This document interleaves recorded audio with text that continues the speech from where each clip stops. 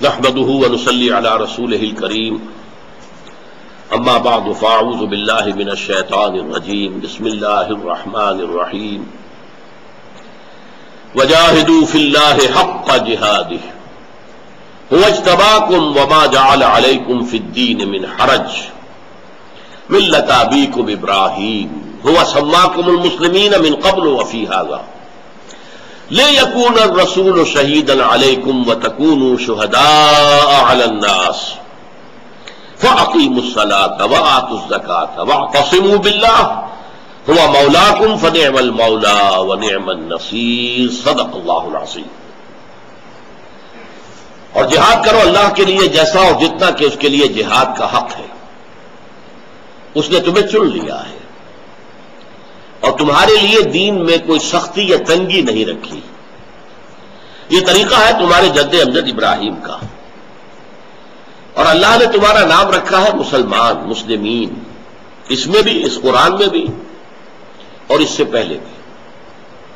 حضرت ابراہیم اسماعیل نے جب دعا کی تھی، جب خانہ کعبہ کی تعمیر کر رہے تھے، تو اپنے آپ کو کیا کہا تھا؟ ربنا وجعلنا مسلمین لک ومن ذریتنا امۃ مسلمۃ لک، اے پروردگار ہم دونوں کو بھی اپنا مسلم، اپنا بندہ تابع دار بنائے رکھ، اور ہماری اولاد میں سے بھی ایک امت مسلمہ اٹھائی، امت مسلمۃ لک، امت مسلمہ۔ تو اس اعتبار سے یہ نام تمہارا قدیم ہے، اور اس میں بھی تمہارے لیے، اس قرآن مجید میں بھی تمہارے لیے یہی نام تجویز کیا گیا۔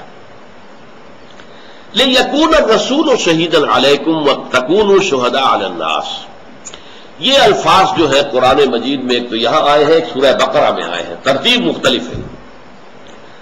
وہاں امت کے حوالے سے بات ہوئی، وَكَذَلِكَ جَعَلْنَاكُمْ أُمَّةً وَسَطًا لِتَكُونُوا شُهَدَاءَ عَلَى النَّاسِ وَيَكُونَ الرَّسُولُ عَلَيْكُمْ شَهِيدًا۔ یہاں رسول کا پہلے ذکر ہے، امت کا بعد میں، وہاں امت کا پہلے ذکر ہے، رسول کا بعد میں۔ اس کی وجہ کیا ہے وہ بھی میں بتا دوں گا آپ کو۔ پہلے اس لفظ کو سمجھیے، شہادت کسے کہتے ہیں؟ لفظی معنی شہادت کے موجود ہونا، شاہد وہ جو موجود ہو، کسی سے گواہ، اس لیے کہ گواہی اسی کی معتبر ہے جو حادثہ ہے یا واقعہ ہے یا وقوعہ ہے اس میں موجود ہو۔ چشمدید گواہ، اب گواہی تو وہی ہوتی ہے۔ اور اس کے ایک معنی مددگار بھی ہے، آپ کا بہترین بہی خواہ ہے، رشتہ دار ہے، عزیز ہے، محب ہے، محبت کرنے والا ہے، لیکن وہ موقع پر موجود ہی نہیں ہے تو آپ کی مدد کیسے کرے گا؟ موجودگی شرط لازم ہے، تب مدد کر سکے گا نا۔ آپ کو کوئی چند اوباش لوگ آپ پر حملہ آور ہو گئے، آپ کو مار رہے ہیں، پیٹ رہے ہیں، تو کیا کوئی موجود ہوگا آپ کا دوست ساتھی تبھی مدد کرے گا نا۔ تو اصل معنی موجودگی، شاہد، لیکن گواہ، اس لیے کہ جو موجود ہوتا ہے اسی کی گواہی معتبر ہے، اور مددگار۔ وَادْعُوا شُهَدَاءَكُم مِّن دُونِ اللَّهِ إِن كُنتُمْ صَادِقِينَ، سورہ بقرہ میں جو چیلنج کیا گیا ہے، وَإِن كُنتُمْ فِي رَيْبٍ مِّمَّا نَزَّلْنَا عَلَىٰ عَبْدِنَا، اگر تمہیں واقعتاً کوئی شک ہے اس چیز میں جو ہم نے اپنے بندے پر نازل کی، یعنی قرآن، یعنی شک یہ ہے کہ یہ محمد نے خود نہ گھڑ لیا ہو، فَأْتُوا بِسُورَةٍ مِّن مِّثْلِهِ، تو تم بھی پھر ایک صورت اس جیسی بنا کر لے آؤ۔ وَادْعُوا شُهَدَاءَكُم مِّن دُونِ اللَّهِ، اپنے سارے مددگاروں کو بلا لو اللہ کے سوا، جنات کو بلا لو، انسانوں کو بلا لو، خطیبوں کو، ادیبوں کو، شعراء کو، سب کو بلا لو۔ تو یہ ہے شہداء، مددگار۔ اچھا، اب یہ لفظ جو ہے کار رسالت کے لیے جامع ترین لفظ ہے۔ اچھا، شہادت کے اندر اب آپ دیکھیں گے، شہادت یا کسی کے حق میں ہے یا کسی کے خلاف ہے۔ ایک مقدمے میں آپ گواہ ہیں تو یا تو مدعی کے حق میں آپ گواہی دے رہے ہیں تو ظاہر بات ہے مدعا علیہ کے خلاف جائے گی، یا مدعا علیہ کے حق میں گواہی دے رہے ہیں تو مدعی کے خلاف جائے گی۔ تو لا محالہ۔ اب اس میں کیا ہوتا ہے قرآن مجید میں، اگر لام کے ساتھ آئے تو کسی کے حق میں گواہی دینا، شہیدہ لہو، اس نے اس کے حق میں گواہی دی۔ علیہ کے ساتھ آئے تو کسی کے خلاف گواہی دینا، شہیدہ علیہ ہے، اس نے اس کے خلاف گواہی دی۔ چنانچہ سورہ عامیمہ سجدہ کے اندر فرمایا گیا ہے کہ قیامت کے دن انسانوں کے اپنے ہاتھ پاؤں، ان کی اپنی کھالیں انسانوں کے خلاف گواہی دیں گے۔ اس وقت انسان چیخ اٹھیں گے قالوا لما شہدتم علینا، تم تو ہمارے جسم کے حصے، میرا ہاتھ، میرا پاؤں، میری آنکھ، اللہ اس نے بدبخت نے مجھے یعنی آنکھ کو اس کے حوالے کیا تھا، اور یہ نامحرموں کو دیکھتا رہا، لذت لیتا رہا، آنکھوں سے گناہ کرتا رہا، آنکھوں کا زنا اس کو کہا حضور نے۔ الزنا ذو العین، ایک زنا جو ہے آنکھ کا زنا بھی ہے، نامحرم کو دیکھ کر لذت لینا، یہ بھی زنا۔ تو ہماری آنکھیں ہمارے خلاف گواہی دیں گی۔ تو وہاں آتا ہے ہم وہ سب کہیں گے لما شہدتم علینا، تم نے ہمارے خلاف گواہی کیوں دی؟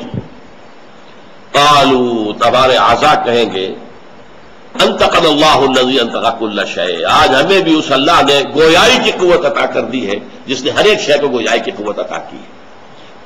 تو شہدہ یشہدو، گواہی دینا، لے حق میں، علی خلاف۔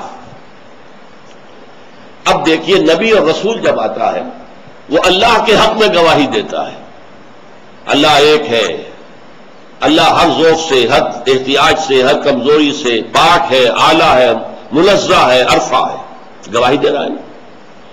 پھر وہ اپنے زبان سے گواہی دیتا، اللہ نے یہ فرمایا ہے، اللہ نے یہ فرمایا، اللہ نے یہ حکم دیا۔ اپنے عمل سے گواہی دیتا ہے، ان تمام اعمال و احکام کے اوپر عمل کر کے دکھاتا ہے۔ یہ سارا عمل جو ہے اللہ کے لیے گواہی ہے، اللہ کے حق میں گواہی ہے، اللہ کے لیے گواہی دی جا رہی ہے۔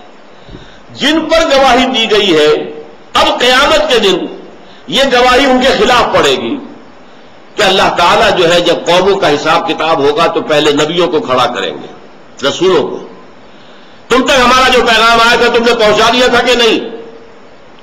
پروردگار ہم نے پہنچا دیا تھا۔ اب پوچھیں گے لوگوں سے کہ تم نے کیا کیا؟ فرض کیجئے کہ رسول نہیں آئے تو کہہ سکتے ہیں اللہ ہمیں تو کسی نے بتایا ہی نہیں، کچھ پہنچایا ہی نہیں، محاسبہ کس بات کا؟ ہمیں کسی نے بتایا نہیں، نماز پڑھنی فرض ہے، نہ نماز پڑھ کے دکھائی، تو نماز نہ پڑھنے کا ہم سے محاسبہ کیسے؟ ہمیں کسی نے بتایا نہیں کہ شراب جو ہے وہ حرام ہے، تو ہمیں کیسے پکڑا جائے گا شراب پینے پر؟ یہ عذر جو ہے ختم کرنے کے لیے نبی گواہی دیتے ہیں اپنی زبان سے، اپنے عمل سے، اللہ کے دین کے حق میں گواہی دیتے ہیں، جو گواہی لوگوں کو خلاف پڑے گی قیامت کے دن۔ دیکھو ہم نے تمہیں بتا دیا تھا، تم یہ نہیں کہہ سکتے، یو کانٹ پلیڈ اگنورینس، تم یہ نہیں کہہ سکتے کہ تمہیں معلوم نہیں تھا، تم نے جو کچھ کیا ہے علم کے بعد کیا ہے۔ یہ ہے رسالت کا مقصد، اور قیامت کے دن اس طریقے سے گواہی دینی ہوگی تمام انبیاء۔ یہی وجہ ہے، دیکھیے ایک واقعہ حضور کی سیرت کا بڑا پیارا ہے۔ حضرت عبداللہ ابن مسعود سے حضور فرمائش کرتے مجھے قرآن سناؤ، وہ جھجکے، حضور آپ کو سناؤں، آپ پر جو نازل ہوا ہے قرآن؟ فرمایا ہاں، لیکن یہ کہ مجھے کسی اور سے سن کر کچھ اور حظ حاصل ہوتا ہے۔ اب انہوں نے تعمیل امر میں سورہ نساء پڑھنی شروع کی، ابتدا سے پڑھتے جا رہے ہیں، ادب کی وجہ سے اپنا جو ہے گردن جھکائی ہوئی ہے، نگاہ نیچی ہے، تلاوت قرات کر رہے ہیں، حضور سن رہے ہیں۔ جب اس آیت پر پہنچے فَكَيْفَ إِذَا جِئْنَا مِنْ كُلِّ أُمَّةٍ بِشَهِيدٍ وَجِئْنَا بِكَ عَلَىٰ هَٰؤُلَاءِ شَهِيدًا، اے نبی اس دن کیا ہوگا جب ہم ہر امت پر اس کے خلاف ایک گواہ کھڑا کریں گے، وہ نبی اور رسول جو گیا ان کی طرف، وہ گواہی دے گا پروزیکیوشن وٹنس کی حیثیت سے، اللہ میں نے پہنچا دیا تھا انہیں، now they are responsible, they are accountable, they can't plead ignorance. فَكَيْفَ إِذَا جِئْنَا مِنْ كُلِّ أُمَّةٍ بِشَهِيدٍ وَجِئْنَا بِكَ عَلَىٰ هَٰؤُلَاءِ شَهِيدًا، اور اے محمد ہم آپ کو گواہ بنائیں گے ان کے خلاف جن کی طرف ہم نے آپ کو بھیجا ہے۔ تو حضور نے فوراً فرمایا بس کرو، حسبک حسبک حسبک، بس کرو۔ اب آنکھیں اٹھا کے دیکھا ہے حضرت عبداللہ ابن مسعود نے تو حضور کی آنکھوں سے آنسو جاری تھے۔ مجھے اپنے قوم کے خلاف گواہی دینی ہوگی، اپنے چچا کے خلاف گواہی دینی ہوگی۔ اے اللہ میں نے آخری وقت تک بھی، مرتے وقت بھی میں نے کہا تھا ابو طالب سے کہ خدا کے لیے مان جاؤ اور کہہ دو اشہد ان لا الہ الا اللہ واشہد ان محمد رسول اللہ۔ انہوں نے نہیں بات مانی میری۔ اب عذر کیا ہے؟ کچھ نہیں۔ تو یہ شہادت علی الناس، لوگوں کے خلاف گواہی، اللہ کے حق میں گواہی، یہی بات کہی گئی ہے قرآن مجید میں سورہ نساء، سورہ مائدہ میں، یا ایھا الذین آمنوا کونوا قوامین للہ شہداء بالقسط، شہداء بالقسط، بے کے ساتھ آیا، شہد تم جو ہے گواہی دینے والے بن جاؤ عدل و انصاف کی، اور اللہ تعالیٰ کے حق میں کھڑے ہو جاؤ، قوموا للہ، اللہ کے لیے، قوامین للہ شہداء بالقسط۔ اور سورہ مائدہ میں کونوا قوامین بالقسط شہداء للہ، اللہ کے حق میں گواہی دینے والے بن کر کھڑے ہو جاؤ، اللہ کے دین کی گواہی دو اپنے قول سے، اپنے عمل سے، اور اجتماعی طور پر دو، اس دین کو قائم کر کے اس کی ایک حجت قائم کر دو دنیا پر کہ ہاں یہ دین ہے بہترین دین۔ لیکن صرف زبانی کلامی اگر پیش کرو گے تو وہ حجت نہیں بنے گی۔ جیسے اگر یہ حکم ہے کہ جھوٹ نہ بولو، تو دیکھو ہمارے نبی نے، تم نے خود نے صادق کا خطاب دیا، انہوں نے کبھی جھوٹ نہیں بولا۔ اگر تمہیں حکم ہے امانت میں خیانت نہ کرو، دیکھو ہمارے نبی نے تم پر حجت قائم کی، تم نے خود انہیں امین کا خطاب دیا۔ اور اگر تم سے کہا گیا ہے کہ اسلام کو قائم کرو، دیکھو ہمارے نبی نے قائم کر کے دکھایا ہے۔ فاقے کیے، مصیبتیں جھیلی، تکلیفیں جھیلی، برداشت کی، 250 سے زائد اپنے جو بہترین سمجھئے کہ اپنے جو صحابہ تھے ان کی جانوں کا نذرانہ پیش کیا، جن میں حضرت حمزہ بھی ہیں رضی اللہ تعالی عنہ۔ تب جا کر اللہ کا دین قائم ہوا۔ لیکن پوری دنیا تو مانتی ہے نا آج کے واقعے تک وہ بہت اعلیٰ نظام تھا، اس میں کوئی شک نہیں۔ زیادہ کا اعتراض یہ کرتے ہیں یہ صرف 30 سال قائم رہا پورا بتمام و کمال، یہ نہیں کہ بالکل ختم ہو گیا، نہیں، ہاں اس کی کمال بتمام و کمال، جو کا تو خلافت علی منہاج النبوہ، بالکل نبوت کے نقش قدم پر جو خلافت تھی وہ واقعی 30 سال رہی ہے، اس سے زیادہ نہیں۔ اس کے بعد رفتہ رفتہ اس میں ملوکیت شامل ہوتی چلی گئی، زمینداری شامل ہوتی چلی گئی، سرمایہ داری شامل ہوتی چلی گئی، یہ ساری کی گندگیاں جو ہے اس میں شامل ہوتی چلی گئی۔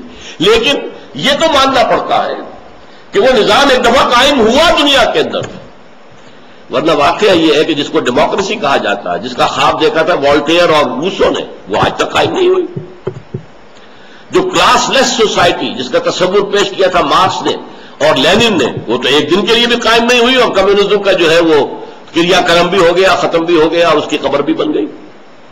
اسلام قائم ہوا اور 100% قائم ہوا اور 30 سال قائم رہا، یہ تو دنیا مانتی۔ تو یہ گویا کہ حجت قائم ہو گئی ہے نوع انسانی پر کہ اسلام پریکٹیکیبل ہے، قائم کیا جا سکتا ہے، اور اس کی برکات جو ہے دنیا نے دیکھی ہے، مزہ چکھا ہے۔ لِيَكُونَ الرَّسُولُ شَهِيدًا عَلَيْكُمْ وَتَكُونُوا شُهَدَاءَ عَلَى النَّاسِ، یہ اللہ تعالیٰ کی طرف سے لوگوں پر حجت قائم کرنے کے لیے کم سے کم کیا چیز ضروری ہے؟ قرآن کی تبلیغ کے پوری دنیا میں قرآن کو پھیلا دیا جائے، پوری دنیا کی زبانوں میں قرآن کے تراجم موجود ہوں، قرآن کی حکمت اور فلسفہ عہد حاضر کی علمی سطح پر اس کو اجاگر کیا جائے، یہ اس کا اولین قدم ہے۔ اور اس کی تکمیل کب ہوگی؟ جب قرآن کے نظام کو کہیں نہ کہیں قائم کر کے دکھا دیا جائے۔ دیکھو آؤ، come and see with your own eyes, یہ ہے اسلام، یہ اسلام کی سیاست ہے، یہ اسلام کی معیشت ہے، یہ اسلام کی معاشرت ہے، آؤ دیکھ لو، اس کی برکتوں کا مشاہدہ کر لو، پھر حجت قائم ہو جائے گی۔ تو تمہیں تمہارا چناؤ ہو گیا ہے، وجاہدوا فی اللہ حق جہادہ ھو اجتباکم لیکون الرسول شہیدا علیکم۔ اچھا، یہاں رسول کا ذکر پہلے کیوں آیا؟ کہ اوپر آ چکا ہے رسالت کا ذکر، اللہ یصطفی من الملائکۃ رسلا ومن الناس ھو اجتباکم لیکون الرسول شہیدا علیکم وتکونوا شہداء علی الناس۔ یہاں رسول کا ذکر پہلے اور امت کا ذکر بعد میں اس سلسلے میں آ رہا ہے، اور سورہ بقرہ میں تحویل قبلہ کے موقع پر آیا ہے، سَيَقُولُ السُّفَهَاءُ مِنَ النَّاسِ مَا وَلَّاهُمْ عَن قِبْلَتِهِمُ الَّتِي كَانُوا عَلَيْهَا قُلْ لِلَّهِ الْمَشْرِقُ وَالْمَغْرِبُ يَهْدِي مَن يَشَاءُ إِلَىٰ صِرَاطٍ مُّسْتَقِيمٍ وَكَذَٰلِكَ جَعَلْنَاكُمْ أُمَّةً وَسَطًا لِّتَكُونُوا شُهَدَاءَ عَلَى النَّاسِ وَيَكُونَ الرَّسُولُ عَلَيْكُمْ شَهِيدًا۔ یہ تحویل قبلہ تو ایک علامت ہے کہ امت سابقہ بنی اسرائیل جن کا قبلہ تھا بیت المقدس، ان کا دور ختم، وہ معزول، اور ایک امت نئی بن گئی ہے، امت محمد، اس کا نسب ہو گیا ہے۔ اب اس مقام پر اللہ کے نمائندے کی حیثیت سے دنیا میں اب امت محمد ہوگی جس کا قبلہ مکہ مکرمہ ہے۔ اور یہ تمہیں امت کیوں بنایا گیا؟ وہ اس لیے بنایا گیا وَكَذَٰلِكَ جَعَلْنَاكُمْ أُمَّةً وَسَطًا لِّتَكُونُوا شُهَدَاءَ عَلَى النَّاسِ، کیونکہ یہاں پر تحویل قبلہ جو علامت تھی کہ یہ در حقیقت جیسے کہ تاج پوشی کی رسم ہوتی ہے، ایک بادشاہ فوت ہو گیا، بیٹا جو ہے اس کی جگہ آ رہا، اس کی تاج پوشی ہوتی ہے، اس طریقے سے سابقہ امت کا دور ختم، ایک نئی امت محمد سامنے آ گئی ہے، اور اس کی تاجپوشی ہوئی ہے کہ اب قبلہ جو ہے وہ شمال کی بجائے جنوب کی طرف رخ کر دیا گیا، بیت المقدس کی وہ حیثیت ختم، اب یہ بیت اللہ جو ہے اس حرم کعبہ کے اندر ہے۔ لہذا اس میں چونکہ امت کا ذکر تھا، لہذا یہاں کیا ہے، وَكَذَلِكَ جَعَلْنَاكُمْ أُمَّةً وَسَطًا لِتَكُونُوا شُهَدَاءَ عَلَى النَّاسِ وَيَكُونَ الرَّسُولُ عَلَيْكُمْ شَهِيدًا، تاکہ تم ہو جاؤ گواہ پوری نوع انسانی پر اور رسول ہو جائیں گواہ تم پر۔ اسی لیے رسول نے گواہی لی تھی دنیا سے جانے سے چند کچھ ہی عرصہ قبل، حجۃ الوداع میں حضور نے جب اپنا خطبے دیے اور جو بھی اہم باتیں تھیں اپنی دعوت کی، جو پہلے بھی بیان کر چکے تھے، ان کے اہم نکات کو پھر دوہرا کر اچھی طرح ذہن نشین کر کے سوال کیا، الا هل بلغت، لوگوں میں نے پہنچا دیا یا نہیں؟ اور پورے مجمع نے بیک زبان کہا، انا نشهد انک قد بلغت الرسالۃ وادیت الامانۃ ونصحت الامۃ وکشفت الغمۃ، ہم گواہ ہیں اللہ کے نبی، آپ نے رسالت کا حق ادا کر دیا، آپ نے امانت کا حق ادا کر دیا، آپ نے ہماری خیر خواہی کا حق ادا کر دیا، آپ نے باطل کے اندھیروں کے پردوں کو چاک کر دیا۔ 3 دفعہ آپ نے سوال کیا، الا هل بلغت انا نشهد انک قد بلغت الرسالۃ وادیت الامانۃ ونصحت الامۃ وکشفت الغمۃ، پھر آپ نے انگلی اٹھائی، انگشت شہادت آسمان کی طرف اور پھر لوگوں کی طرف اشارہ کیا، اللہم اشہد، اللہم اشہد، اللہم، اے اللہ تو بھی گواہ رہے، یہ مان رہے ہیں کہ میں نے پہنچا دیا ہے۔ قیامت کے دن حضور کھڑے ہو کر پہلے گواہی دیں گے، اے میری امت، میں نے پہنچا دیا تھا کہ نہیں؟ ہم جواب دیں گے، حضور آپ نے پہنچا دیا۔ تم نے کیا کیا؟ تم نے پہنچایا آگے،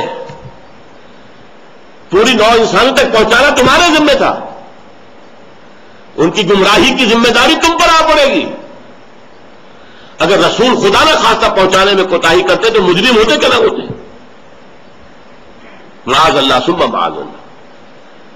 سورہ اعراف کی 6 آیت ہے، فَلَنَسْأَلَنَّ الَّذِينَ أُرْسِلَ إِلَيْهِمْ وَلَنَسْأَلَنَّ الْمُرْسَلِينَ، ہم ان سے بھی پوچھ کر رہیں گے جن کی طرف ہم نے رسولوں کو بھیجا، اور ہم رسولوں سے بھی پوچھیں گے۔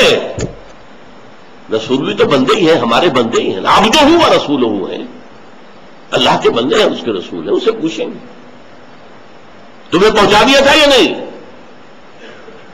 یا عیسی ابن مریم انت قلت للناس اتخذونی وامي الہین، اے مریم کے بیٹے عیسیٰ، کیا تم نے کہا تھا لوگوں سے کہ مجھے اور میری ماں کو بھی خدا بنا دینا؟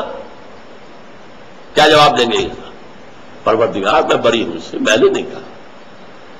یہ سارا معاملہ ہے تو در حقیقت جس کی سادہ سی مثال میں دیا کرتا ہوں، اگر آپ اپنے کسی عزیز کو کوئی پیغام بھیجیں کہ یہ کام کل شام تک ضرور ہو جائے ورنہ میرا نقصان بہت شدید ہو جائے گا، کام نہیں ہوا، آپ کا نقصان ہو گیا، آپ غصے میں بفرے ہوئے گئے، اور خدا کے بندے میں نے تمہیں پیغام بھیجا تھا کہ تم یہ کام کرنا، تم نے نہیں کیا، میرا نقصان ہو گیا، ذمہ دار کون ہے؟ اگر وہ کہہ رہے بھائی مجھے تو آپ کا پیغام پہنچا ہی نہیں، تو پھر اور کچھ کہہ سکیں گے آپ؟ بداشے کی طرح بیٹھ جائیں گے کہ نہیں؟ لیکن اب غصہ کس پر آئے گا؟ آپ جائیں گے اس کے اوپر جس کو تو آپ نے پیغامبر بنایا تھا، وہ خدا کے بندے، تجھے میں نے پیغامبر بنایا تھا، میری بات پہنچاؤ، نہیں پہنچائی تم نے، تم ذمہ دار ہو۔ یہ ہے وہ نازک ذمہ داری، رسول نہ پہنچائے تو رسول مجرم۔ یا ایھا الرسول بلغ ما انزل الیک من ربک وان لم تفعل فما بلغت رسالتہ، اے رسول پہنچا دو جو کچھ نازل کیا گیا ہے تم پر تمہارے اللہ کی طرف سے، اگر نہیں کرو گے تو پھر رسالت کا حق ادا نہیں ہوگا، پکڑے جاؤ گے اللہ کے ہاں۔ یہی وجہ حضور نے گواہی لینی تھی، الا هل بلغت انا نشهد انک قد بلغت رسالتہ وادیت الامانۃ ونصحت الامۃ وکشفت الغمۃ۔ یہ ہے لیکون الرسول شہیدا علیکم وتکونوا شہداء علی الناس۔ اب آخری جملہ جو ہے وہ جو میں نے 4 سیڑھیاں بتائی تھی، اگر یہاں تک بات سمجھ میں آ گئی، اب شروع کہاں سے ہوگا؟ چھلانگ مار کے 4تھی سیڑھی پر چڑھیں گے تو گر جائیں گے، بس ہو سکتا ہے ہڈی پسلی توڑوا لیں اپنی، پہلی سیڑھی، دوسری سیڑھی، تیسری سیڑھی، 4تھی سیڑھی۔ لہذا کہاں سے بات شروع ہوگی؟ فَأَقِيمُوا الصَّلَاةَ وَآتُوا الزَّكَاةَ، بس آغاز کرو اپنے سفر کا۔ سفر تو یہ ہے ارکعوا واسجدوا واعبدوا ربکم وافعلوا الخیر وجاہدوا فی اللہ حق جہادہ، 4 منزلیں ہیں یہ۔ شروع کہاں سے ہوگا؟ وہ جو نماز کا ذکر تھا، رکوع اور سجود، اور بس شروع کرو۔ یہ گویا کہ معنی دے رہا ہے کہ اب آپ نے اگر بات سمجھ لی ہے تو سمجھنے کا فائدہ کیا اگر اس پر عمل شروع نہ ہو؟ شروع کرو، پہلی سیڑھی پر قدم رکھ دو، اور پہلی سیڑھی میں نے آپ کو بتایا تھا ارکان اسلام۔ فَأَقِيمُوا الصَّلَاةَ وَآتُوا الزَّكَاةَ، پہلا کام یہ ہے، اس میں آپ شامل سمجھیے روزے کو بھی اور حج کو بھی۔ فَأَقِيمُوا الصَّلَاةَ وَآتُوا الزَّكَاةَ فَأَقِيمُوا الصَّلَاةَ وَآتُوا الزَّكَاةَ وَاعْتَصِمُوا بِاللَّهِ۔ اور اگلی جو منزلیں ہیں جو بڑی کٹھن ہیں، وہ تو سیرت النبی کا مطالعہ کرے تو معلوم ہوتا ہے کتنی کٹھن منزلیں ہیں، کیسی کیسی سختیوں سے سابقہ پیش آیا ہے، کیسی کیسی تکلیفیں جھیلنی پڑی ہیں۔ اگلی منزلوں کے لیے فَاعْتَصِمُوا بِاللَّهِ، اللہ کے دامن سے چمٹ جاؤ۔ اعتصام کسے کہتے ہیں؟ عصمت کسے کہتے ہیں؟ حفاظت کو۔ اعتصام حفاظت حاصل کرنا۔ جیسے آپ دیکھتے ہیں بچے کو کوئی کسی سے طرف سے اندیشہ ہوا، دوڑتا ہے ماں کی گود میں جا کے چمٹ جاتا ہے۔ وہ یہ سمجھتا ہے کہ میں قلعے میں آ گیا، ماں کی گود میں پہنچ گیا، ماں کے سینے سے چمٹ گیا تو گویا کہ قلعے میں آ گیا۔ یہ تو ہو سکتا ہے کوئی خونخوار درندہ، کوئی سکھ ہو، کوئی اور ہو جو اسے ماں کی گود سے گھسیٹ کر نکالے اور اچھالے اور کسی نیزے میں پھرو دے، لیکن وہ ماں کی گود میں جا کر اپنے آپ کو سمجھتا ہے کہ میں قلعے میں آ گیا۔ بالکل یہی کیفیت، چمٹ جاؤ اللہ کے ساتھ، اللہ کے ساتھ لگے رہو گے، جڑے رہو گے، وابستہ رہو گے۔ اور پھر یہ بات کھول دی گئی سورہ آل عمران میں، وَاعْتَصِمُوا بِحَبْلِ اللَّهِ، اللہ کے دامن سے کیسے وابستہ ہو گئے؟ اللہ کی ایک رسی ہے، وہ قرآن ہے۔ القرآن حبل اللہ المتین، یہ اللہ کی رسی ہے، بڑی مضبوط رسی ہے، اور یہ آسمان و زمین کے درمیان تنی ہوئی ہے۔ الممدود بین السماء والارض واعتصموا باللہ۔ پہلا قدم، پہلا تو ارادہ ہے کہ اب چلنا ہے، اسی سفر پر چلنا ہے، یہی کام کرنا ہے۔ ارکعوا واسجدوا واعبدوا ربکم وافعلوا الخیر وجاہدوا فی اللہ حق جہادہ، یہ کرنا ہے، طے کر لو۔ اور طے کرنے کے بعد پہلا قدم رکھو نماز اور زکوٰۃ، اس کی پابندی ہے۔ اور اگلے مراحل کے لیے چڑھنا ہے نا، چڑھائی ہے، مشکل اس میں مراحل آئیں گے، اس میں بہت سے معاملات جو ہے بڑے کٹھن آئیں گے، مراحل آئیں گے، تو اس کے لیے اللہ کے دامن سے چمٹ جاؤ۔ واعتصموا باللہ یعنی واعتصموا بحبل اللہ۔ اس کی ایک بہترین وضاحت کی تھی ایک مرتبہ حضور نے۔ آپ حجرے سے برآمد ہوئے تو آپ نے دیکھا کہ مسجد نبوی کے ایک کونے میں کچھ صحابہ بیٹھے ہیں اور قرآن کا مذاکرہ کر رہے ہیں ایک دوسرے کے ساتھ۔ آپ کے چہرے پر بشاشت کے آثار، خوشی کے آثار ظاہر ہوئے۔ آپ چلتے ہوئے آئے، پہلے ایک سوال کیا، بڑا پیارا سوال، الستم تشہدون ان لا الہ الا اللہ وانا رسول اللہ وان ھذا القرآن جاء من عند اللہ۔ کیا آپ لوگ اس کی گواہی نہیں دیتے کہ اللہ کے سوا کوئی معبود نہیں اور میں اللہ کا رسول ہوں اور یہ قرآن اللہ کے پاس سے آیا ہے؟ صحابہ کا جواب کیا ہو سکتا تھا؟ بلا یا رسول اللہ، حضور کیوں نہیں، ہم لازماً گواہی دیتے ہیں، لا الہ الا اللہ وانک رسول اللہ وان ھذا القرآن جاء من عند اللہ۔ اب آپ نے فرمایا فاستبشروا، تو خوشیاں مناؤ، فإن ھذا القرآن طرفہ بأیدیکم وطرفہ بید اللہ۔ یہ قرآن ایک ایسی رسی ہے کہ جس کا ایک سرا تمہارے ہاتھ میں ہے اور ایک سرا اللہ کے ہاتھ میں، مضبوطی سے تھام۔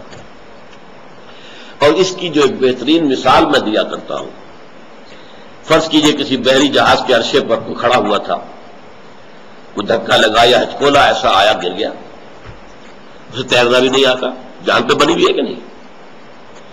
اگر اس کا ہاتھ کسی کنڈے پر پڑ گیا، جہاز کے اندر آپ کو معلوم کنڈے لگے ہوئے ہوتے ہیں، وہ کنڈے کو چھوڑے گا کبھی؟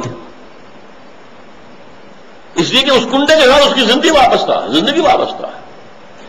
چاہے کوئی مچھلی آئے اور اس کا پاؤں جو ہے وہ کاٹ کے لے جائے.